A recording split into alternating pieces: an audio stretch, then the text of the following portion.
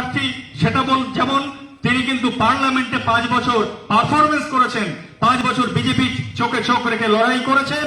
আজকে নরেন্দ্র মোদী, অমিত শাহ, আজকে নির্মলা সীতারামন, আজকে তারা যে দুর্নীতি করেছে সেটা দিনের আলোতে পার্লামেন্টে পরিষ্কার করে দিয়েছিলেন আমাদের সাংসদ মহুয়া মৈত্র। সেজন্য তাকে চক্রান্ত করে পার্লামেন্ট থেকে আজকে বহিষ্কার করেছে বিজেপি। আমরা সেই বহিষ্কার মানি না।